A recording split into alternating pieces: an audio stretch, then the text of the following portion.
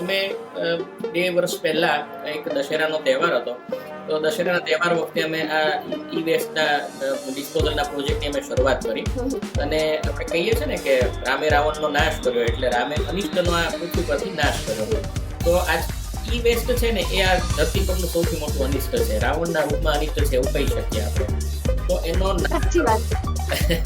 તો એનો નાશ કરવા માટે અમે આ ઈ વેસ્ટ પ્રોજેક્ટ અમે લોન્ચ કર્યો અને એનું નામ આપ્યું નિર્મૂલન. નિર્મૂલન ઇઝ અ સંસ્કૃત વર્ડ, જેનો અર્થ છે કે કોઈ પણ વસ્તુનો મૂળમાંથી સફાયો કરવો.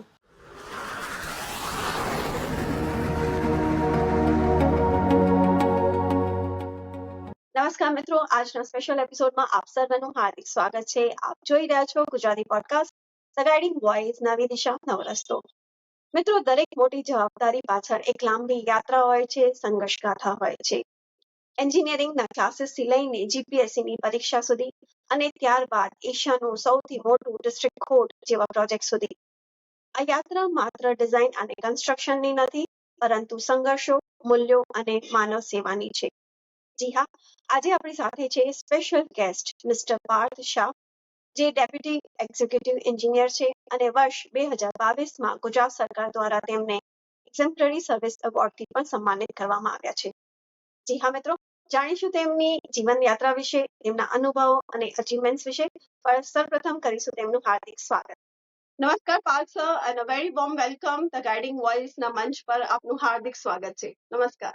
નમસ્કાર ચંદાજી, આપનું અને નવીન શામલાજી અને સમગ્ર ગાઈડિંગ વોઇસ ટીમનો હૃદયપૂર્વક આભાર વ્યક્ત કરું છું. આપે મારી જર્નીને, મારી સક્સેસ સ્ટોરીને એર કરવા માટે આપે મને ઇન્વાઇટ કર્યો છે, બદલ આપનો ખૂબ ખૂબ હૃદયપૂર્વક આભાર. Thank you very much. I am happy and honoured to have you hear sir. આજે જે એપિસોડ થશે એનાથી ઘણા લોકોને પ્રેરણા મળશે, કારણ કે આજે તમે તમારા જીવન યાત્રા વિશે, તમારા અનુભવ વિશે, તમારા એચિવમેન્ટ્સ વિશે અને સ્ટ્રગલ, જે પણ તમે સ્ટ્રગલ જોયા છે એ વિશે શેર કરવાનો છો. તો it will be a wonderful conversation with you.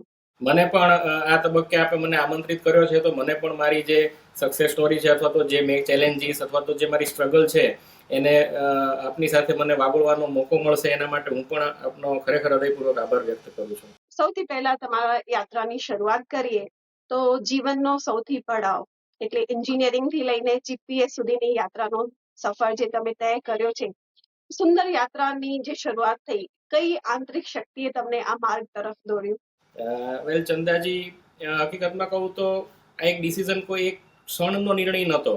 એક સતતથી અંદર આવાજ આવતો હતો કે મારે એન્જિનિયરિંગ સ્કિલ જે મારી જે છે એને હું રાષ્ટ્ર નિર્માણમાં કેવી રીતે ઉપયોગ કરી શકું અને રાષ્ટ્ર નિર્માણમાં કેવી રીતે હું સહભાગી થાઉં. તો એન્જિનિયરિંગ જે છે એને મને વિચાર શક્તિ આપી, તર્ક આપ્યું અને સમસ્યા ઉકેલવાની મને દ્રષ્ટિ આપી. પણ ક્યાંક ને ક્યાંક મને અંદર એવી તરસ હતી કે મારી ક્ષમતાનો ઉપયોગ હું કોઈ કાર્યક્ષેત્ર પૂરતો સીમિત ન રાખું, પરંતુ એનો વ્યાપ વધારે ને વધારે લોકોને એને ઉપયોગી થાય એ દિશામાં હું કાર્યરત રહું. અને મારા ઘરમાં પણ પહેલેથી એક સૌજન્યશીલ વાતાવરણ હતું કે સામાન્ય માનવી અને જે જાહેર સુવિધા તરફ મને હંમેશા ખેંચતું હતું.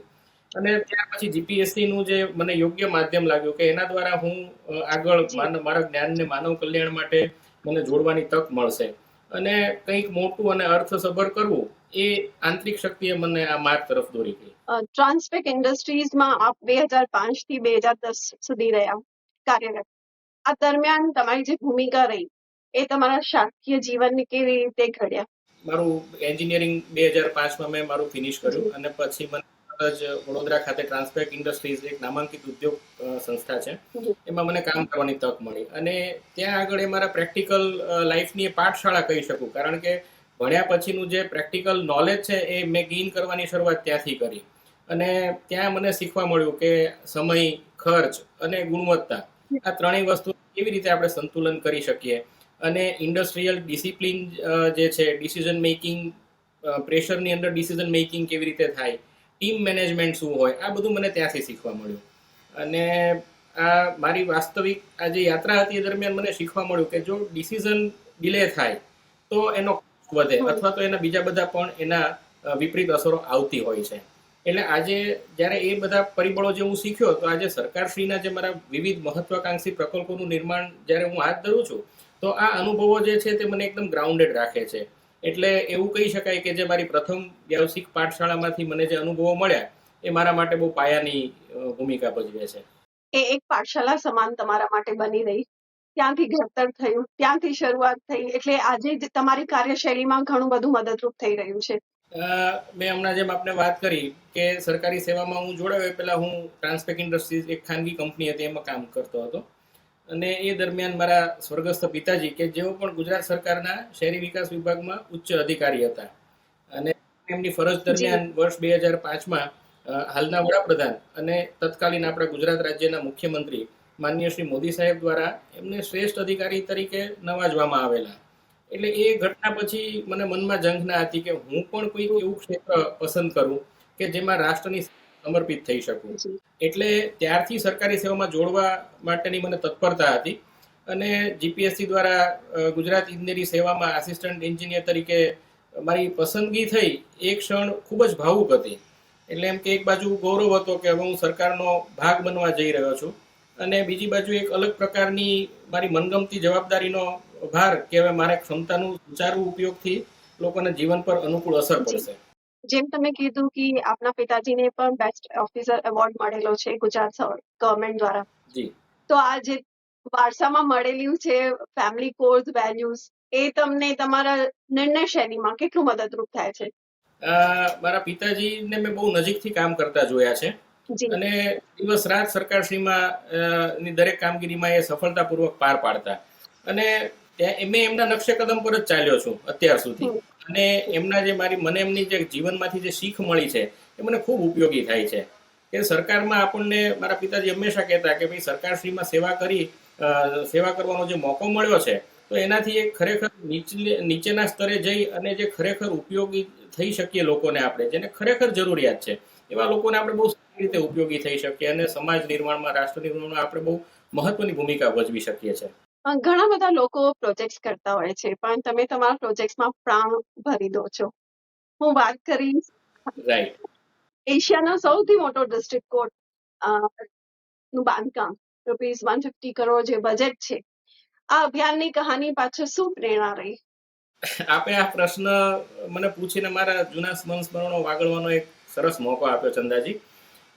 વડોદરા ખાતે નિર્માણ થયેલી એશિયાની સૌથી મોટી ડિસ્ટ્રિક્ટ કોર્ટનું નિર્માણ એકમાત્ર બાંધકામ પ્રોજેક્ટ નહોતો, પણ ધૈર્ય, શીખ અને અડગ સંકલ્પની એક લાંબી યાત્રા હતી. આ અભિયાનની કહાનીમાં અનેક પડકારો હતા, ઉત્સાહ પણ હતો, અને સૌથી મહત્વનું હતું કે નિષ્ફળતામાંથી શીખીને મેળવેલી સફળતા. હવે નવી કોર્ટનું જ્યારે નિર્માણ થયું એ પહેલા વડોદરા શહેરમાં જૂના ન્યાય મંદિરમાં એક ભીડ, અધૂરું માળખાકીય સુવિધા અધૂરી હતી. ન્યાયાધીશો, વકીલો તથા સામાન્ય નાગરિકોને રોજબરોજ પડતી મુશ્કેલી સ્પષ્ટ દેખાતી. એટલે એ સંજોગોમાં નવી ડિસ્ટ્રિક્ટ કોર્ટની ખૂબ જ જરૂરિયાત હતી, જે આધુનિક સુવિધાથી સજ્જ હોય, સુવ્યવસ્થિત હોય, અને ભવિષ્યની જરૂરિયાતોને પહોંચી વળે તેવું માળખું હોય. એટલે આ દ્રષ્ટિ સાથે આ આખો મહત્વાકાંક્ષી પ્રોજેક્ટ શરૂ થયો, અને શરૂઆતથી જ પડકારો હતા, સરળ નહોતું. જમીનના પ્રશ્નો હતા, અનેક સરકારી મંજૂરીઓના પ્રશ્નો હતા, અલગ અલગ વિભાગો વચ્ચે સમન્વય, સંકલન કરવાનું, એટલે દરેક તબક્કે મુશ્કેલી ઊભી થતી. પણ એ જ મુશ્કેલી છે તે સફળતાનો આધાર બની એવું કહું તો એ કહી શકાય, કેમ કે દરેક અડચણ પછી પ્રોજેક્ટને વધુ મજબૂત બનાવવામાં આવ્યો, અને આપણે કહીએ ને ભૂલોમાંથી જ શીખીને આયોજન વધારે વ્યવસ્થિત થઈ શકતું હોય છે. એટલે આ બધા મુશ્કેલીઓ, નિષ્ફળતાઓ, ભૂલો, એના એ પરિણામે અમારું ટીમવર્ક એક મજબૂત થયું, નિર્ણય ક્ષમતા વિકસતી ગઈ, અને સમગ્ર પ્રક્રિયામાં એક અલગ જ ઉત્સાહ હતો. કારણ કે આ એક માત્ર ઇમારત ઊભી કરવાની વાત નહોતી, પરંતુ ન્યાયના મંદિરને સાકાર કરવાની એક જવાબદારી હતી. એટલે દરેક નાનું પગલું નવી ઉર્જા અને આત્મવિશ્વાસ આપતું હતું, અને જેમ જેમ આ ઇમારત આકાર લેવા લાગી તેમ તેમ તમામ સંઘર્ષોનું મૂલ્ય સમજાતું ગયું, અને અંતે જ્યારે આધુનિક કોર્ટ રૂમ જ્યારે નિર્માણ પામી, તો એ કહી શકાય કે દ્રઢ દ્રષ્ટિના પરિણામ સ્વરૂપે આખી આ કોર્ટ બિલ્ડિંગ છે તે ઊભી થઈ, અને એશિયાની સૌથી મોટી ડિસ્ટ્રિક્ટ કોર્ટ હોવાનું ગૌરવ પ્રાપ્ત થયું. એટલે એક બહુ મોટી જવાબદારી તમે પાર પાડી છે. ક્યારેક પણ આ પ્રોજેક્ટ દરમિયાન, આ સફર દરમિયાન ક્યારેક એવું લાગ્યું તમારા મનમાં, કોઈ એવો વિચાર આવ્યો કે ના, આ પ્રોજેક્ટ નહીં, બહુ સંઘર્ષ છે, બહુ સ્ટ્રગલ કરવું પડે છે, ગિવ અપ કરી દઈએ, કોઈ બીજો પ્રોજેક્ટ લઈ લઈએ? ના, આમ તો છે ને મારો સ્વભાવ એવો છે કે હું જે કામ લઉં છું તે કોઈ પણ સંજોગે પાર પાડવાની મારી એક માનસિકતા રહી છે, હકારાત્મક માનસિકતા રહી છે. અને પડકારો તો આવે, જી. જીવનમાં પડકારો હોવા જ જોઈએ, હું સ્પષ્ટપણે માનું છું. પડકારો વગર તમારી ક્ષમતા છે એનો પૂરો વિકાસ નહીં કરી શકો તમે. એટલે પડકારો જરૂરી છે. અને આ પ્રોજેક્ટ માટે હું એવું હમ. કહીશ કે દરેક પડકારમાંથી અમે શીખ્યા અને એક ઐતિહાસિક સિદ્ધિ હાંસલ થઈ.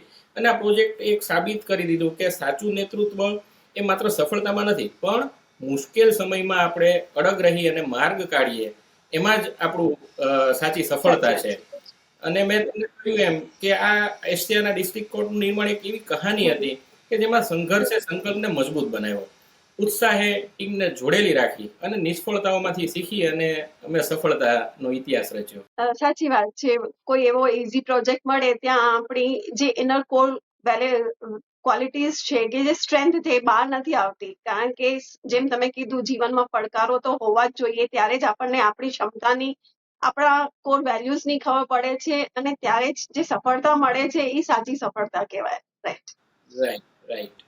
તમે ઘણા બધા જિલ્લામાં ખૂબ કામ કર્યું છે, પાલીતાણા, આણંદ, વડોદરા, પણ આ તમામ જિલ્લાઓમાં કામ કરતી વખતે કયું એવું મુખ્ય કાર્ય છે જે તમને ખૂબ જ આત્મસંતોષ આપે છે?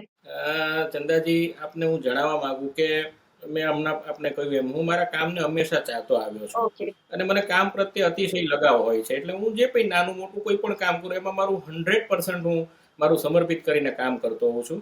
એટલે કોઈ પણ કામ ચાહે નાનું હોય કે મોટું, એ મને હંમેશા આનંદ આપે છે, કારણ કે આઈ લવ માય વર્ક.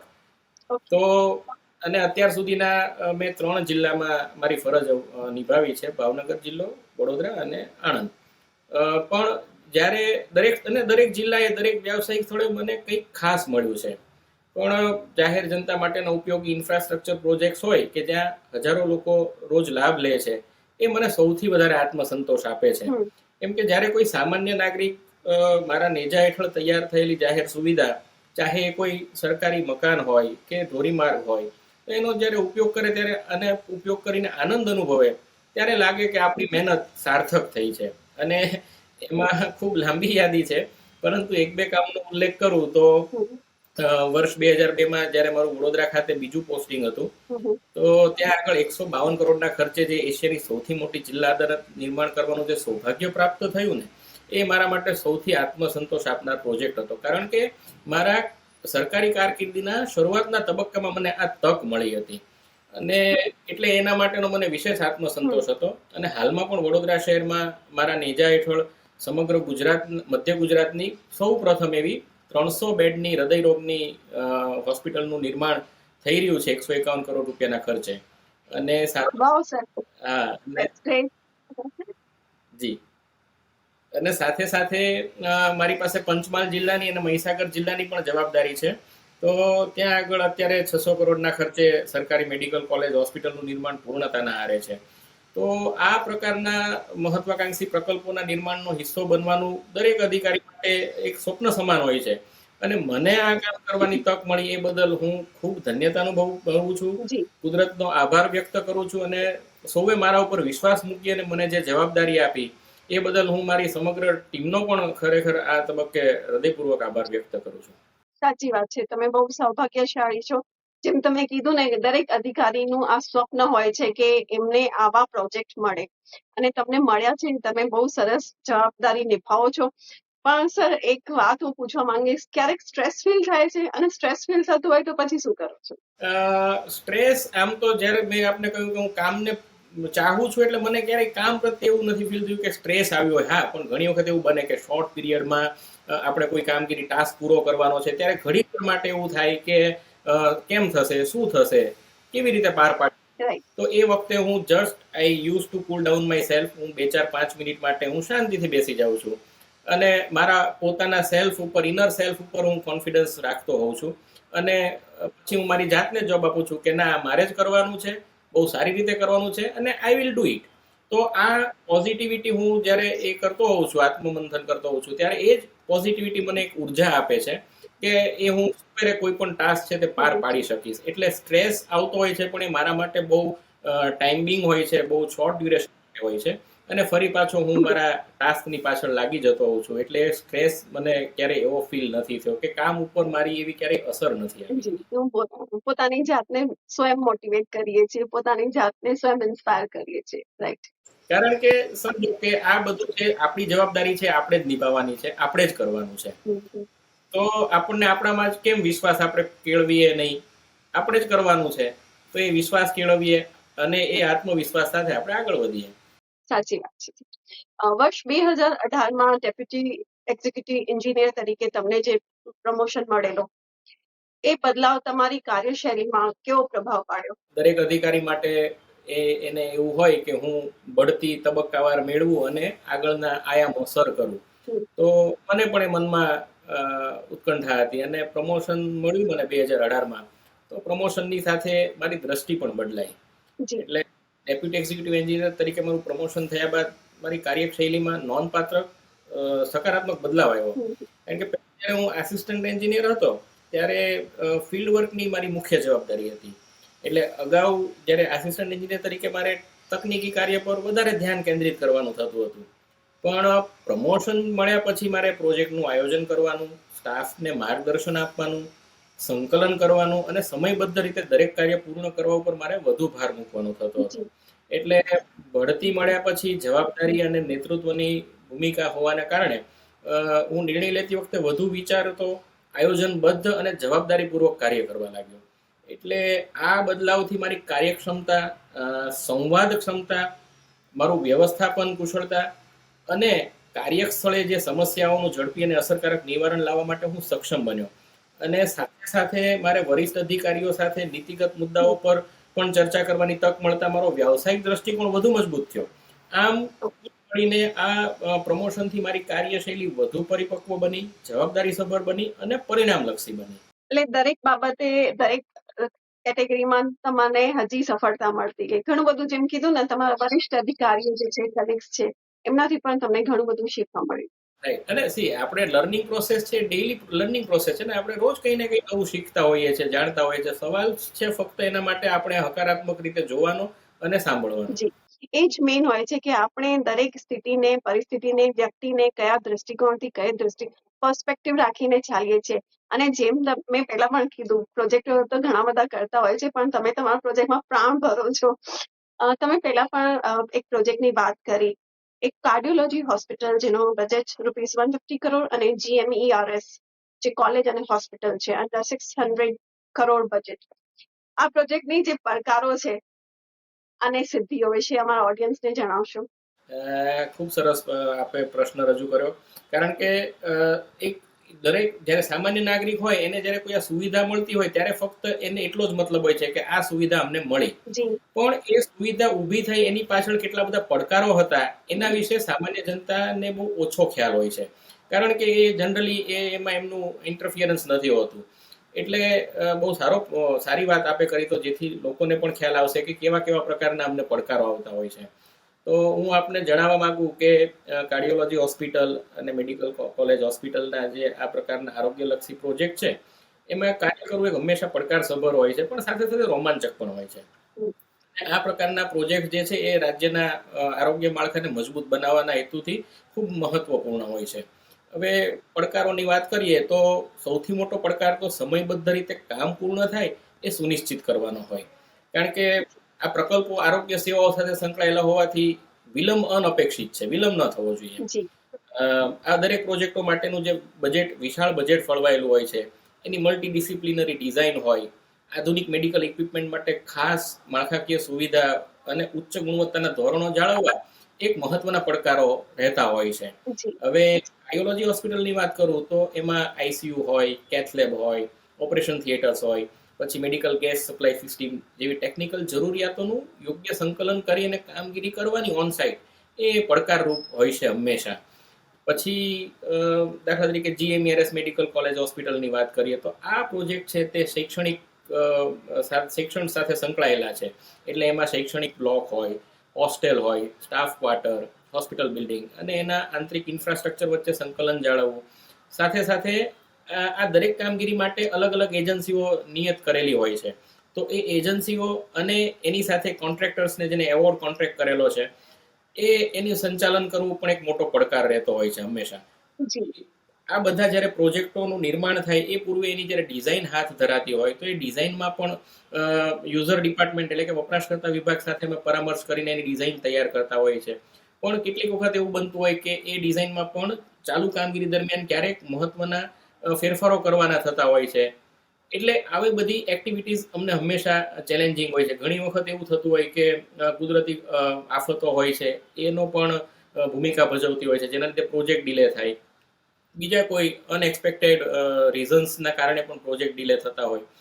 અને એ સિવાયની સ્થાનિક અમારે લેબર્સ પાસેથી કામ કરાવવાનું રહેતું હોય તો એ લોકોના બી ઘણા બધા પ્રશ્નો હોય છે. એટલે તબક્કાવાર કંઈક ને કંઈક પડકારો આવતા જ હોય છે અને એમાંથી અમારે એ સમસ્યાઓનું અસરકારક નિવારણ પણ કરવું પડતું હોય છે. ચંદાજી, સર, તમને 2022માં ગુજરાત સરકાર દ્વારા એક્ઝેમ્પલરી સર્વિસ એવોર્ડ મળ્યો.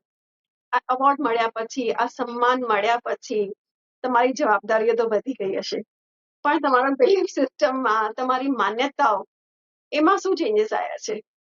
શું લાગે છે? હજી જવાબદારી વધી ગઈ છે? હજી મારે 24/7 તો મને લાગે છે કામ કરતા જ હશો, પણ હવે સિસ્ટમને કઈ રીતે જુઓ છો? તમારા વર્કને કેવી રીતે જુઓ છો? મને વર્ષ 2018 થી 2023 સુધી મારું આણંદ જિલ્લામાં પોસ્ટિંગ હતું ચંદાજી. અને દરમિયાન વર્ષ 2022ના 15મી ઓગસ્ટની જિલ્લા કક્ષાની ઉજવણી આણંદ ખાતે થયેલી. એ વખતે મને ગુજરાત સરકાર દ્વારા એક્ઝેમ્પલરી સર્વિસ એવોર્ડ મને આપવામાં આવેલો. તો એ એવોર્ડે મને યાદ અપાવ્યું કે નિષ્ઠાપૂર્વક કામગીરી હંમેશા કરો ને તો એ ક્યારેય અવગણાતી નથી. તમે નિષ્ઠાપૂર્વક કરેલી કામગીરી એની ક્યાંક ને ક્યાંક હંમેશા નોંધ લેવાતી હોય છે. જ્યારે જાહેરમાં આ રીતના કોઈક આપણા સમારંભમાં જ્યારે સરકારશ્રીના કેબિનેટ મંત્રીશ્રીના હાથે જ્યારે એવોર્ડ મેળવવાનો હોય એ આનંદ તો અલગ જ હોય. પણ આવું સન્માન જ્યારે મળે ને ત્યારે વધુ જવાબદારી પૂર્વક કામ કરવાની એક નૈતિક ફરજ થઈ જાય છે. અને સ્વાભાવિક રીતે જ અપેક્ષાઓ પણ વધી જાય લોકોની, વિભાગની, દરેક તબક્કે. તો એ અપેક્ષા પરિપૂર્ણ થાય એ માટે દરેક દિવસે વધુને વધુ ઉત્કૃષ્ટ પ્રદાન કરવાની તમન્ના કેળવાય અને હકારાત્મક રીતે આપણે દરેક દિશામાં આગળ વધીએ. ક્યાંય પણ નાની મોટી મુશ્કેલીઓ હોય, નિષ્ફળતા હોય એને આપણે નજરઅંદાજ કરીએ અને મારી શું ફરજ છે, મારે શું શ્રેષ્ઠ કરવાનું છે એ દિશામાં આપણે કામ કરીએ. એટલે અને એનું પરિણામ આવે જ છે. અને મેં દરેક તબક્કે મને ઇવન સરકારશ્રીના સંબંધિત વિભાગ દ્વારા અથવા તો વપરાશકર્તા વિભાગ દ્વારા કે અન્ય કોઈ સંસ્થાઓ દ્વારા પણ મને દરેક તબક્કે પ્રેરણા મળી જ છે, એપ્રિસિએશન થયું છે. એટલે એ એપ્રિસિએશન મને વધુ ને વધુ ધગશપૂર્વક કામ કરવા માટે મને પ્રેરિત કરે છે. ચંદાજી, એ જ મેં કીધું ને, એમ લાગશે હવે મારી જવાબદારીઓ હજી વધી ગઈ છે ડિપાર્ટમેન્ટ પ્રતિ, લોકો પ્રતિ, સેવા પ્રતિ. અને હા, સરકારની પણ અપેક્ષાઓ એવા ઓફિસર સાથે, એવા પદાધિકારીઓ સાથે પણ રહે છે. સર, વાત કરીશ, તમે લાયન્સ ક્લબ સાથે પણ 2021 થી જોડાયેલા છો. એક સભ્યથી લઈને ઝોન ચેરપર્સન સુધીની જે યાત્રા રહી તમારી, અને આજે પણ કાર્યરત છો, તો એમાંથી ઊંડી શીખ કઈ મળી અને કયા પ્રકારની સેવાઓ તમે આપો છો? અગાઉ મેં વાત કરી એમ કે મારા ઘરમાં પહેલેથી હું બાય બોર્ન મેં જોયું છે, ઘરમાં એક સૌજન્યશીલ વાતાવરણ હતું અમારે ત્યાં. અને મારા ગ્રાન્ડ પેરેન્ટ્સ, મારા પેરેન્ટ્સ, એ બધાને મેં સમાજ માટે જે પીડિત વ્યક્તિઓ છે એના માટે કંઈક ને કંઈક કરતા મેં જોયા છે. એટલે પહેલેથી માનવીય સેવા કરવી અથવા તો જરૂરિયાતમંદ લોકોને કઈ રીતે ઉપયોગી થવું એ પહેલેથી મારા મનમાં એક વૃત્તિ રહેલી. અને લાયન્સ ક્લબ સાથેનું જોડાણ એક અલગ પ્રકારનું જોડાણ છે, કારણ કે ત્યાં કોઈ ફાઇલ નથી, કોઈ પ્રોટોકોલ નથી, ફક્ત માનવતા છે, સમાજ ઉપયોગી કાર્ય કરવાની એક નેમ છે.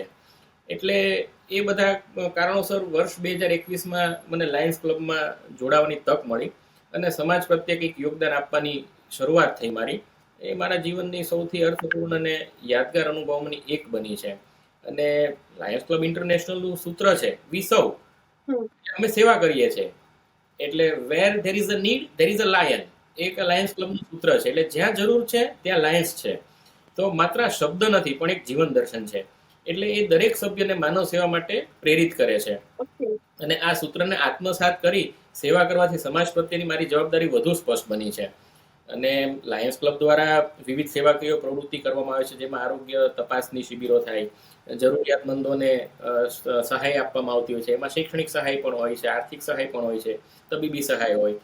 પર્યાવરણ સંરક્ષણના પણ કામગીરી લાયન્સ ક્લબ દ્વારા કરવામાં આવે છે. વૃક્ષારોપણની છે, સ્વચ્છતાની છે, ઈ વેસ્ટ, અત્યારે આજકાલનું બહુ એ જ હોટ ટોપિક છે ઈ વેસ્ટ, તો એનું પણ મેનેજમેન્ટ કરવાનું અમે કરતા હોઈએ છીએ. એ સિવાય સામાજિક જાગૃતિના કાર્યક્રમો થાય છે, લીડરશીપના સેમિનાર થતા હોય છે.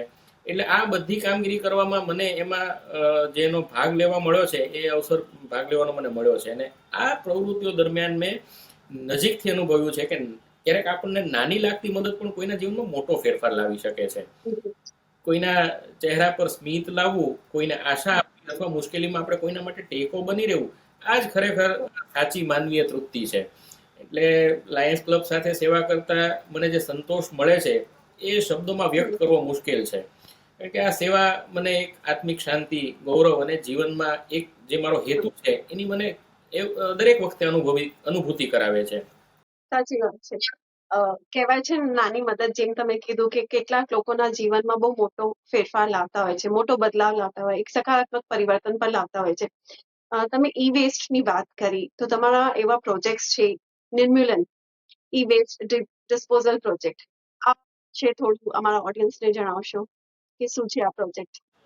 સરસ આખો વિષય છે ઈ વેસ્ટનો. આમ તો છે ને, ઈ વેસ્ટ એટલે ઇલેક્ટ્રોનિક અને ઇલેક્ટ્રિકલ વેસ્ટ, એને આપણે શોર્ટમાં ઈ વેસ્ટ કહીએ છીએ.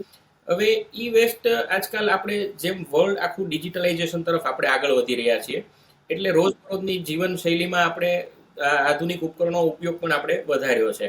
હવે એ વપરાશની સાથે સાથે આપણને એની અમુક સમય પછી એની આપણને જરૂરિયાત ન રહે એટલે આપણે એને નિકાલ કરી દેતા હોઈએ છીએ. હવે અથવા તો વાપરતા નથી હોતા.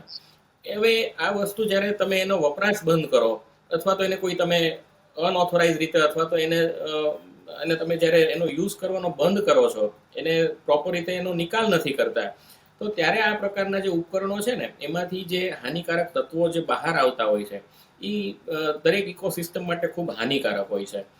એટલે એના માટે થઈ અને આખા વર્લ્ડ લેવલે દરેક વિશ્વના દેશો, દરેક સરકારો આ દિશામાં કામ કરી રહી છે. અને આપને હું જણાવવા માંગુ છું કે આપણે ઇન્ડિયામાં every year 5 lakh metric ton e waste આપણે પ્રોડ્યુસ કરીએ છીએ. તમને જાણીને બહુ નવાઈ લાગશે, 5 લાખ મેટ્રિક ટન.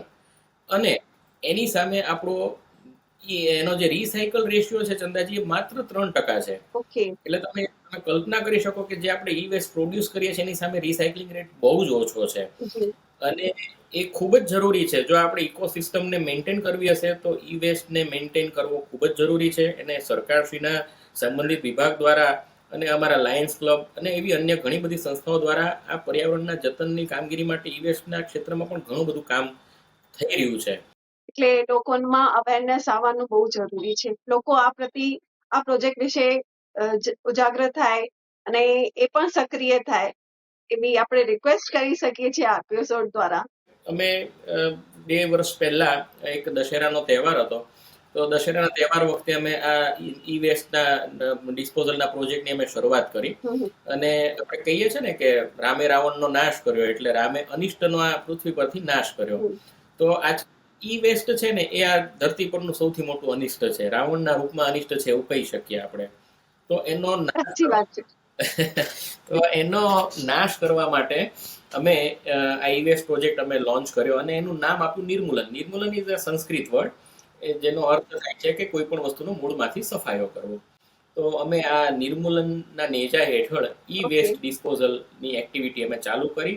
ગત વર્ષે અમે 5 મેટ્રિક ટન ઈ વેસ્ટ અમે ડિસ્પોઝ કર્યો, અને એ ઓથોરાઇઝડ એના જે રિસાયકલર છે એના મારફતે અમે આખું ઈ વેસ્ટ ડિસ્પોઝલ કરાવીએ છીએ, જેથી અમે પર્યાવરણના જતનનું આ દિશામાં કામ કરીએ છીએ. આ રીતે ખૂબ સરસ નામ આપ્યું છે સર, ખૂબ સરસ અને સાર્થક પણ છે. તમારા બીજા પ્રોજેક્ટની વાત કરી, ફિમેલ પ્રિઝનર એમ્પાવરમેન્ટ પ્રોજેક્ટ જે છે, આ વિશે પણ જણાવશો? બહુ સરસ વાત છે. મહિલા કેદીઓ કે જે જેલમાં હોય છે, એના ઉત્થાન માટેનો પ્રોજેક્ટનો વિચાર છે તે માનવ સંવેદના, સામાજિક જવાબદારી અને સમાનતાના ભાવમાંથી જન્મ્યો છે. સમાજમાં ઘણીવાર મહિલા કેદીને માત્ર કેદી તરીકે જોવામાં આવે છે, પરંતુ તેમની પાછળ રહેલી સાચી કહાની, પરિસ્થિતિ અને સંઘર્ષ ઉપર ધ્યાન નથી આપવામાં આવતું. એટલે આ પ્રોજેક્ટ એ વિચાર એ પ્રશ્નમાંથી ઊભો થયો કે જેલમાં રહેલી મહિલાઓને સુધારાનો, આત્મનિર્ભરનો અથવા તો સન્માનપૂર્વક જીવન જીવવાનો અવસર મળવો જોઈએ કે નહીં. હવે એ વસ્તુ છે તે જેલની મુલાકાત દરમિયાન અથવા તો આપણે જે ડે ટુ ડે આપણા ન્યૂઝપેપરમાં આપણે બધા એના રિપોર્ટ્સ વાંચતા હોઈએ છીએ અથવા તો સમાજમાં ક્યાંક ને ક્યાંક સંવાદ દરમિયાન આપણને એ જાણવા મળ્યું કે મોટાભાગના કિસ્સામાં મહિલાઓ છે તે ક્યારેક પારિવારિક દબાણ હોય, ગરીબી હોય, અજ્ઞાનતા હોય, એનું કંઈક શોષણ થયું હોય અથવા તો પરિસ્થિતિજન્ય ભૂલોના કારણે એ ગુનાખોરી તરફ ધકેલાઈ જતી હોય છે. અને જ્યારે એની સજા પૂરી થાય પછી એને સમાજમાં પુનઃસ્થાપિત થવું એના માટે અત્યંત મુશ્કેલી જનક હોય છે. કારણ કે આત્મવિશ્વાસનો અભાવ હોય, પોતે એક વખત જ્યારે સજા એને આવી રીતે કારાવાસમાં ભોગવ્યું હોય એટલે આત્મવિશ્વાસનો અભાવ હોય, એની આર્થિક અશક્તિ, કારણ કે એને એનું જીવન નિર્વાહ આખું બદલાઈ જાય, જેલમાં રહ્યા હોય થોડો ટાઈમ માટે પણ, એટલે એની આર્થિક અશક્તિ હોય અને સમાજમાં એને ભેદભાવ જે રાખવામાં આવે એના પ્રત્યે એને છે ને ફરી અંધકારમાં ધકેલી દેતું હોય છે. એટલે આ વાસ્તવિકતાએ મને ફિમેલ પ્રિઝનર એમ્પાવરમેન્ટનો પ્રોજેક્ટ કરવા માટે મને એક બહુ મજબૂત વિચાર મારા મનમાં સ્ફુર્યો. અને આ પ્રોજેક્ટનો મુખ્ય વિચાર એ છે કે મહિલા કેદીઓને દયા નહીં પરંતુ ખરેખર તો દિશા અને તકની જરૂર છે. એમ તેમને તમે શિક્ષણ, કૌશલ્ય વિકાસ, માનસિક મજબૂતી અને આત્મગૌરવ આપીને એને આત્મનિર્ભર જો બનાવવામાં આવે તો એની સજા એની પૂર્ણ થયા બાદ સમાજમાં સકારાત્મક રીતે ફરી જોડાઈ શકે. સોરી. એટલે અને જ્યારે કોઈ મહિલા પોતાના હુનરથી કમાવા લાગે ને ત્યારે એ પોતાનું મહત્વ ઓળખે છે અને ત્યારે એ એક માત્ર વ્યક્તિ તરીકે નહીં પણ એક પરિવાર અને આવનારી પેઢીનું ભવિષ્ય બદલી દે છે. એટલે આ આખા પ્રોજેક્ટનો વિચાર જે છે ને એ માનવીય સમાનતાના સિદ્ધાંત પર મને સ્ફુર્યો છે અને દરેકને આ સુધારાની તક મળવી જોઈએ એવું હું સ્પષ્ટપણે માનું છું. ખૂબ સુંદર વિચાર તમારો અને ખૂબ સુંદર પ્રોજેક્ટ પર તમે કામ કર્યો છે. જેમ તમે કીધું ને કે સ્ત્રીને દયાની જરૂર નથી. જ્યારે એ પોતાની સજા પાર કરીને બહાર નીકળતી હોય તો સમાજ એને કઈ દ્રષ્ટિથી જુએ છે. એમાં જે હુનર છે, જે ટેલેન્ટ છે, એને એક તકની જરૂર હોય છે, એક ઓપોર્ચ્યુનિટીની જરૂર હોય છે. ખૂબ સુંદર સર, ખૂબ સુંદર. મને પણ પ્રેરણા મળી રહી છે તમારી વાતો સાંભળીને. એક બીજો પ્રશ્ન સર, વ્યો અને લાયન્સ ક્લબ ઇન્ટરનેશનલ ને અન્ય સામાજિક સેવાઓ સંસ્થાઓ સાથે આપ જોડાયેલા છો. હું તો કહીશ કે તમે સમાજની સેવા માટે જીવન સમર્પિત કરી દીધું છે. પણ તમે આ બધું બેલેન્સ મેન્ટેન કઈ રીતે કરી શકો છો? તમારી પર્સનલ લાઈફ, તમારી આધ્યાત્મિક લાઈફ, તમારી આ જે અનેક સેવાઓ આપો છો, આ બધાનું તમામનું બેલેન્સ કેવી રીતે કરો છો? Vallabh youth organisation, lions club international, આ બધી પ્રતિષ્ઠિત સંસ્થાઓ સાથે સેવા કરવી એ માત્ર બહુવિધ જવાબદારી નિભાવવાની પ્રક્રિયા નથી પણ સમાજ સેવાને એક સુવ્યવસ્થિત અને સંતુલિત દિશામાં આગળ વધારવાનો એક પ્રયાસ છે. દરેક સંસ્થાનું કાર્યક્ષેત્ર, કાર્યશૈલી અને ઉદ્દેશ્ય અલગ અલગ હોઈ શકે પણ એનો મૂળ ભાવ એક જ છે, માનવ સેવા. એટલે દાખલા તરીકે વલ્લભ યુથ ઓર્ગેનાઇઝેશન છે તો એ યુવાનોને સકારાત્મક દિશામાં દોરી જવા, નેતૃત્વ, સંસ્કાર અને સામાજિક જાગૃતિ વિકસાવવા માટેનો એક અવસર પ્રદાન કરે છે. લાયન્સ ક્લબ ઇન્ટરનેશનલ છે તો એ પણ એમની સાથે જ્યારે કામ કરીએ ત્યારે વ્યવસ્થિત આયોજન, વૈશ્વિક દ્રષ્ટિ અને લાંબા ગાળાના સામાજિક પ્રોજેક્ટ ઉપર એનો ભાર રહેતો હોય છે. હવે આ બધી વસ્તુની સાથે મારે સોશિયલ લાઈફ, મારી પર્સનલ લાઈફ અને મારી પ્રોફેશનલ લાઈફ એ બધાને બેલેન્સ કરવા માટે હું હંમેશા મારું નિયમ મેરો છે કે રજાના દિવસોમાં અથવા તો જ્યારે મને સમય મળે ત્યારે હું આ સામાજિક કાર્યો કરતો હોઉં છું. બાકીનો જે મારું મુખ્ય કામ જે છે, મારી પ્રોફેશનલ લાઈફ, મારી જવાબદારી, મારી જોબ, એમાં હું ફોકસ કરું છું. પણ હું આયોજન સાથે ચાલું છું, હંમેશા ટીમવર્કમાં બિલીવ કરું છું અને હંમેશા મને મારા પરિવારનો પણ સપોર્ટ રહ્યો છે. એટલે મારા વાઇફ પણ લાયન્સ ક્લબના સક્રિય મેમ્બર છે અને અમે જ્યારે આ બધી સામાજિક પ્રવૃત્તિઓ કરતા હોઈએ ત્યારે હું મારા પરિવારજનોને પણ સાથે રાખું છું. મારી ડોટર છે એને પણ હું હંમેશા સાથે રાખતો હોઉં છું. એટલે એનામાં પણ એક પ્રકારે માનવ સેવાના જે મૂલ્યો છે એના જીવનમાં ઉતરે અને એકંદરે અમે સાથે રહીને આ કામગીરી કરી શકીએ. એટલે આ મારા જે પેલા જે કહી શકાય કે પ્લાનિંગ સાથે હું જે કામ કરું છું તો એ મને હંમેશા બેલેન્સ રાખી શકું છું આ દરેક વસ્તુમાં. વેલ પ્રિપેર્ડ પ્લાનિંગ હોય, ટાઈમ મેનેજમેન્ટ હોય, ટીમ વર્ક હોય તો આપોઆપ સફળતા મળતી જાય છે, પછી એ પર્સનલ લાઈફ હોય કે પ્રોફેશનલ લાઈફ હોય. ગાઈડિંગ વોઇસ એક વાત કરું તો મારો માર્ગદર્શક અવાજ જે છે ને કોઈ વ્યક્તિ સુધી મર્યાદિત નથી પણ અનેક સ્ત્રોતમાંથી આવતો એક અવાજ છે. સૌથી પહેલો અવાજ તો એ મારા અંતરાત્માનો છે જે આપે મને હમણાં થોડા એક ક્વેશ્ચન પૂછ્યો હતો કે સ્ટ્રેસ આવે ત્યારે રાઈટ. તમે શું કરો છો, તો મેં આપને કહ્યું હતું કે હું I talk with my self, એટલે હું મારી જાત સાથે વાત કરું છું. એટલે અગેઇન મારો ગાઈડિંગ વોઇસ છે, મારો અંતરાત્માનો અવાજ છે, જે મને સાચો રસ્તો બતાવે છે. આ ઉપરાંત મારા જીવનમાં માતા પિતાના જે અનુભવ ભર્યા અવાજ જે છે એ પણ મારું માર્ગદર્શન કરે છે. એમને જે મને જીવનમાં શીખ આપી છે એ આજે પણ મારા નિર્ણયમાં ઝળહળી ઉઠે છે. અને ઘણી વખત એવું લાગે છે કે એમના એક કહેલા એક સામાન્ય વાક્યમાં આખું જીવન બદલવાની શક્તિ છે. જી. અને મારા માર્ગદર્શક અવાજમાં પુસ્તકો, વિચારકો એ પણ સામેલ છે કે જેમની પાસેથી જેમના વિચાર જે આજકાલ ઘણા બધા આધ્યાત્મિક અને સામાજિક મોટિવેશનલ સ્પીકર્સ પણ છે, ઘણા વિચારકો છે, બૌદ્ધિક વ્યક્તિઓ છે. તો એમની સાથેના સંવાદમાં, એમની સાથેના સહવાસમાં આપણને ક્યાંક ને ક્યાંક સારા વિચારો પણ મળતા હોય છે. તો ઘણી વખત કોઈક લેખકનો વિચાર, કોઈ સંતનું એક વાક્ય, કોઈક સામાન્ય વ્યક્તિની જીવનકથા, એ કોઈની પાસેથી પ્રાપ્ત કરેલું એક વાક્ય આખી દિશા બદલી નાખે છે. અને છેલ્લે કહીશ તો આપણું ખરેખર કહીએ ને કે ભૂલ એ મહત્વની છે. કે આપણે જે ભૂલો કરીએ ને એ જ આપણા માટે શ્રેષ્ઠ ગુરુ છે. કારણ કે જે મને શીખ, મને જે સફળતા એ નથી આપી ને એ શીખ નિષ્ફળતાએ આપી છે. એટલે ભૂલ પણ મારો એક અવાજ છે.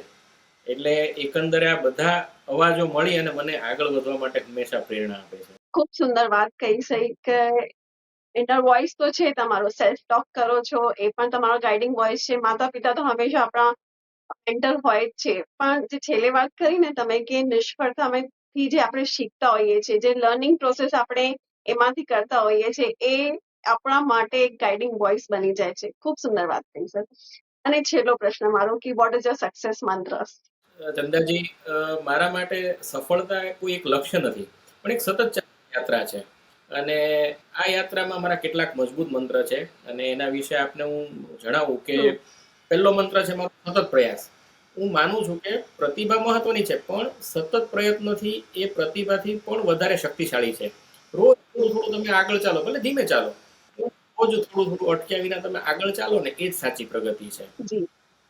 બીજો મંત્ર છે સતત શીખતા રહેવું. જો વ્યક્તિ શીખવાનું બંધ કરે છે ને, એ આગળ વધવાનું બંધ કરી દે છે. એટલે ચોક્કસપણે માનું છું કે દરેક અનુભવમાંથી દરેક વ્યક્તિ પાસેથી કંઈક શીખવાનો પ્રયાસ કરવો જોઈએ, અને એ હું કરું છું.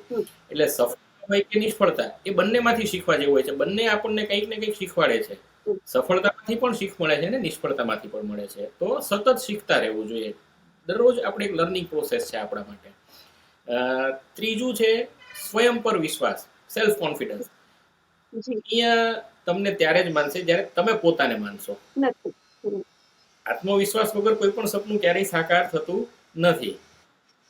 ભલે બધા તમારા પર ડાઉટ કરે કે આ થઈ શકે, આનાથી શું થઈ શકે, આ થોડો કરી શકે, પણ પોતાના પર વિશ્વાસ રાખો, એ હંમેશા તમને જીત અપાવે છે. એટલે સ્વયં પર વિશ્વાસ એ સૌથી મોટો મંત્ર છે. મારે જ્યારે કોર્ટ બિલ્ડિંગનો પ્રોજેક્ટ કરવાનો હતો મારા કારકિર્દીના શરૂઆતના તબક્કામાં, તો એ વખતે ઘણા બધા એવું થતું હતું કે ભાઈ હજુ તો આને એટલું અનુભવ નથી, આ કેવી રીતે કરશે, શું કરશે. પણ ત્યારે મારો જે આ મંત્ર છે ને સ્વયં પર વિશ્વાસ, એ મને ખૂબ કામ આવ્યો અને મને મારા સેલ્ફ કોન્ફિડન્સે જે પ્રોજેક્ટને સફળતા અપાવી છે. ને ચોથો મારો મંત્ર છે ધીરજ અને કૃતજ્ઞતા. દરેક વસ્તુ છે ને તમને તરત નથી મળતી. દરેક વસ્તુનો સમય લાગે. આજે કોઈ પણ આપણે બીજ વાવીએ છીએ તો બીજને એનો પાક આવતા એનો સમય લાગે, તરત નથી મળતું. તો દરેક વસ્તુ માટે ધીરજ રાખવી જોઈએ. કુદરતે દરેક વસ્તુનું તમને ફળ આપવાનો સમય નિશ્ચિત કરેલો જ છે. તો ધીરજ રાખો અને જે મળ્યું છે એના માટે કુદરતનો આભાર માનો.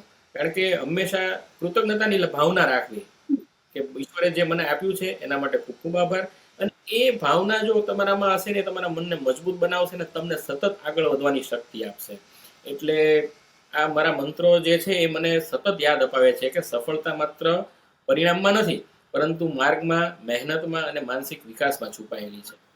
એક મેસેજ મળ્યો છે જે પણ એપિસોડ જોશે કે સક્સેસ મંત્ર, અને કોઈ પણ ક્ષેત્રમાં સફળતા પ્રાપ્ત કરવી હોય તો જેમ તમે કીધું સક્સેસ મંત્ર, ધ ફર્સ્ટ વન ઇઝ કે સતત મહેનત કરતા રહીએ, સતત શીખતા રહીએ, ધૈર્ય રાખીએ, અને હા, સૌથી ઇમ્પોર્ટન્ટ સ્વયં પર વિશ્વાસ રાખીએ કે સ્વયંમાં નિશ્ચય કેટલો છે, આત્મવિશ્વાસ એ જળવાઈ રહે આપણો.